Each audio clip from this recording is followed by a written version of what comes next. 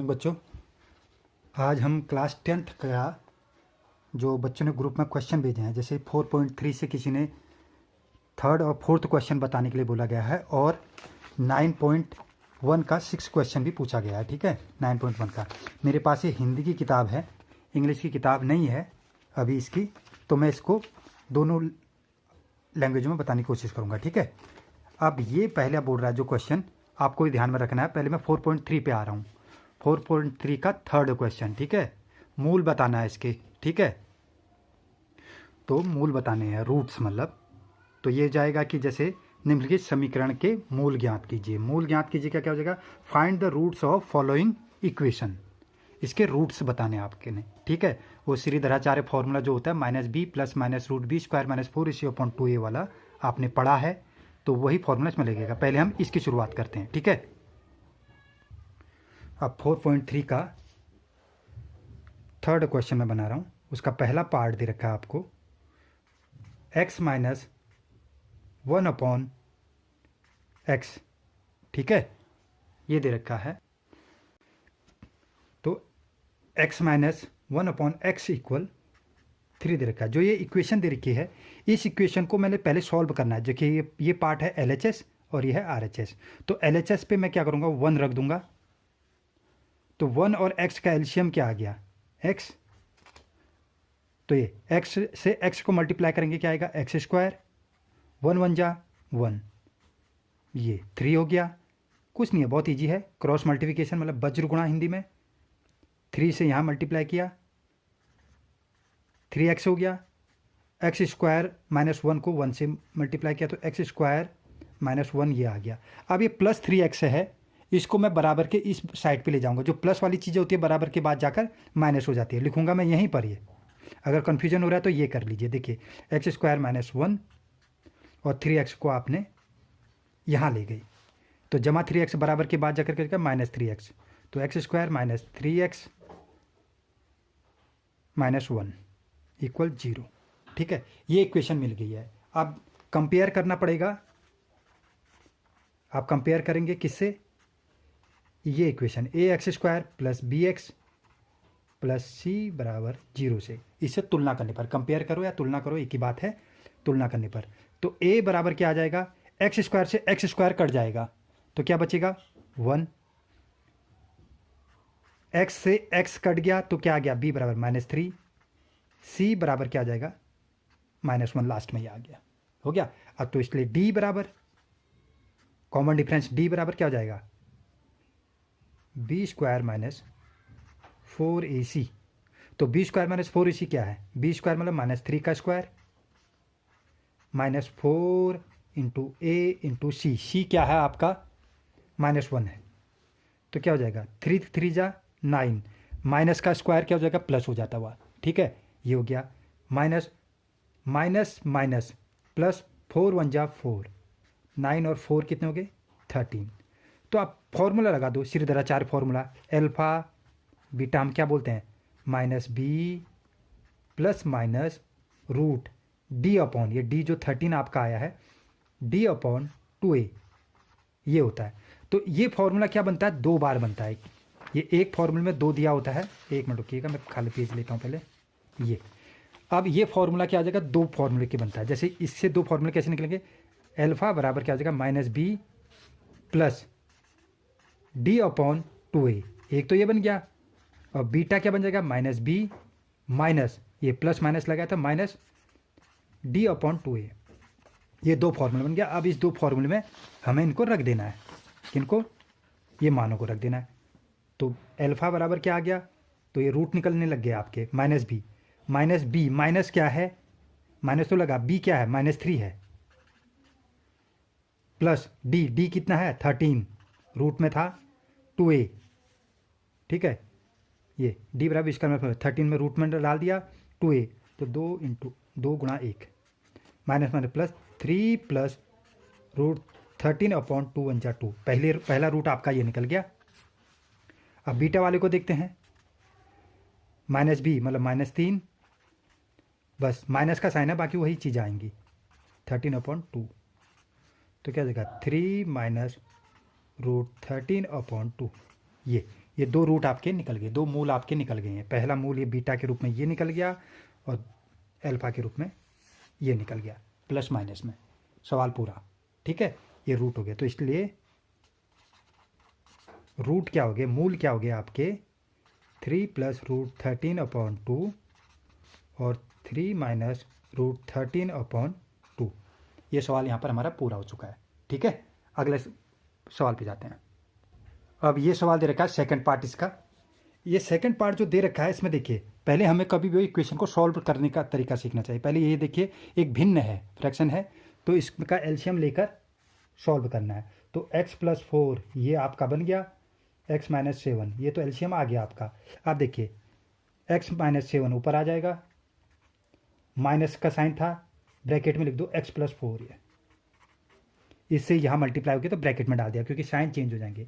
As it is इसको ऐसे लिखेंगे 11/13, ठीक है। आप देखिए x - 7 ब्रैकेट खोलो तो माइनस साइन चेंज होते जाएंगे, x - 4 अपॉन, अब इससे मल्टीप्लाई कर दो, देखो x से x को x² plus minus -7x plus plus plus 4x1 जा 4x प्लस माइनस -4 7 जा 28, 1/30 सॉरी 11/30 हो गया। अब देखिए -x + x कट गए, ये कट गए हैं, तो उसके बाद क्या बचा आपका 7 रुपये उधार था, 4 रुपया और उधार हो गया, तो टोटल कितना हो गया 11 रुपया आपका उधार ऊपर हो गया है।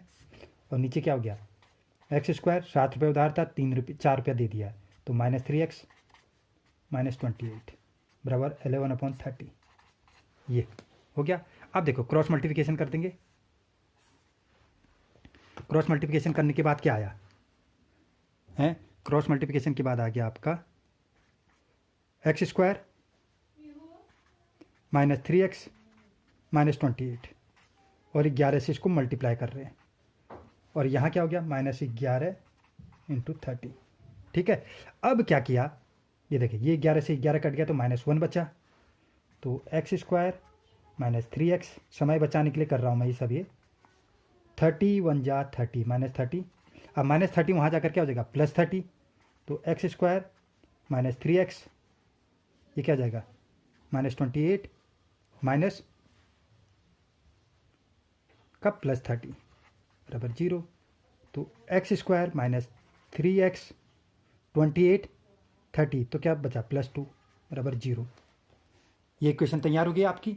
अब इस इक्वेशन को आपने करना है, मैं नहीं करूँगा इसको, इससे कंपेयर करो, ax² + bx + c बराबर 0, जो हम पहले वाले सवाल पे करते आ रहे थे, कंपेयर वाला a b c निकाल के, ये आपने करना है, क्योंकि मैं ही सब बना दूंगा तो फिर सही नहीं होगा। a बराबर 1 आ गया, b बराबर -3 आ गया, c बराबर 2 आ गया, ठीक है। अब d निकालोगे और अल्फ़ा बीटा वाला जो फॉर्मूला है -b प्लस -√d/2a, इसमें आपको रख देना है, ठीक है।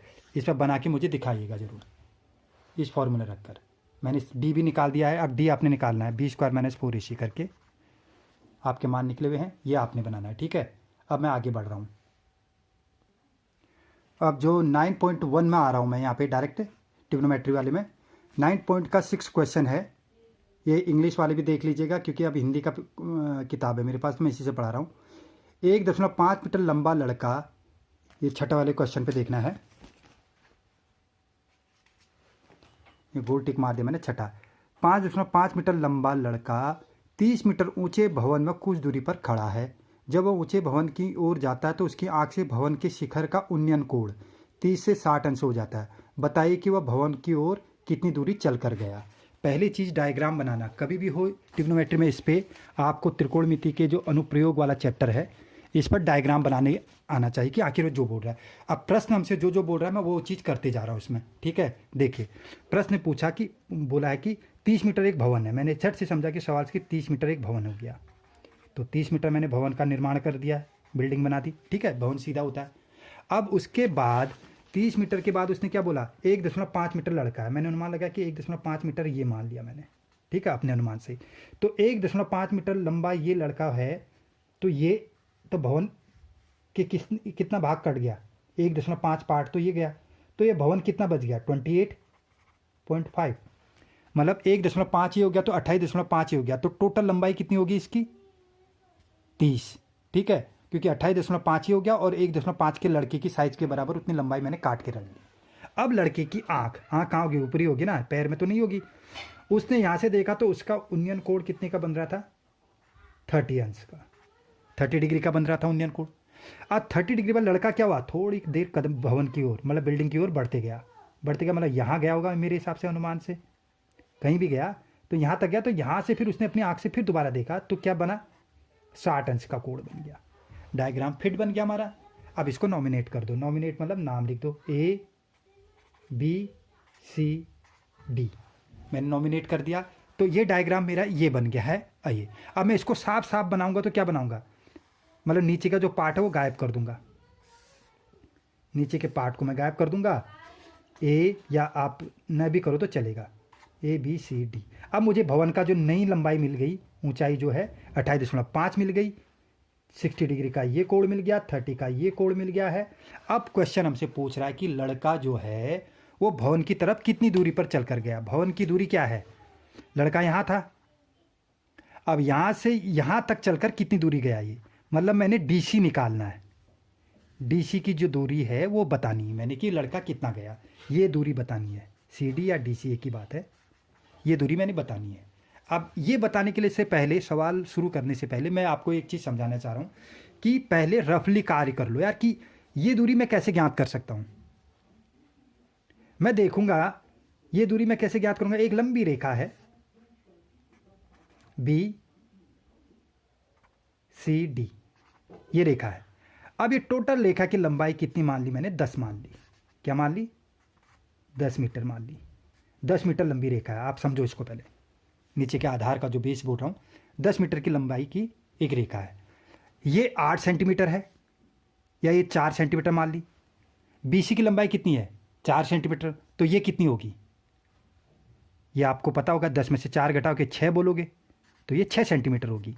कहने का मतलब है पूरी रेखा में से इस रेखा को मैं घटाऊंगा, पूरी जो रेखा है उसमें से इस रेखा को घटाऊंगा, मतलब BD में से मैं BC को घटाऊंगा तभी तो मुझे CD मिलेगा। तो BD वाले, अब मैं दिमाग लगाऊंगा, BD वाला त्रिभुज कौन सा होगा, ये हो जाएगा ABD, ये 30 डिग्री और ये 28.5। एक तो ये डायग्राम बन गया। अब इसमें से किस चीज़ को घटाना है, इसमें से हमने घटाना है BC वाली भुजा वाली को, BC, तो ABC मतलब 60 वाला, और इसकी ऊंचाई भी कितनी है, 28.5। ये दो डायग्राम बन गए।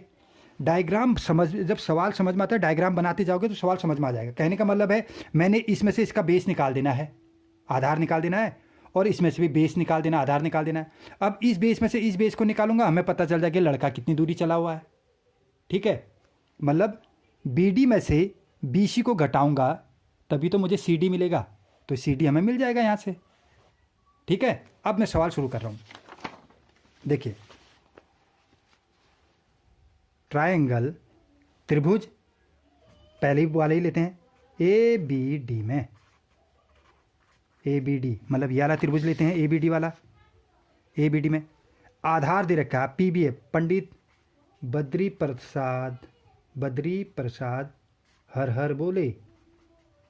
ये perpendicular hypotenuse, base hypotenuse, perpendicular base. अब ध्यान में रखिए कि इस ट्रायंगल पर मुझे एक चीज़ दे रखी है, एक चीज़ बतानी है, मतलब परपेंडिकुलर दे रखा है आपको बेस बताना है। तो कौन सा, परपेंडिकुलर दे रखा है, बेस बताना है, तो मुझे 10 लग रहा है ये। ठीक है, तो मैं सीधे यूज करूँगा 10 30। 10 30 इक्वल कितना बन जाएगा, 10 30 का मान कितना होता है मुझे पता नहीं, पर परपेंडिकुलर बेस कितना है त्रिभुज ABD में, परपेंडिकुलर कितना है 28.5, और बेस तो मुझे पता नहीं है BD। ये तो 10 30 का मान कितना होता है, 1/√3 निकालना आना चाहिए, तो 28.5 बट्टे BD। अब क्रॉस मल्टीप्लिकेशन कर दूंगा, BD 1 जा BD, 28.5√3 से मल्टीप्लाई किया, ये आ गया आपकी फर्स्ट इक्वेशन, ये बन गई इस डायग्राम से।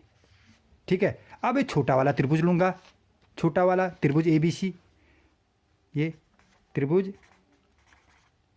ABC में, ठीक है। अब त्रिभुज ABC में देखिए नीचे वाला जो मैंने डायग्राम बना के रखा है, tan 60, इसमें भी होगा tan 60, परपेंडिकुलर 28.5, लंब बट्टे कर्ण हिंदी में 28.5 बट्टे BC, ठीक है।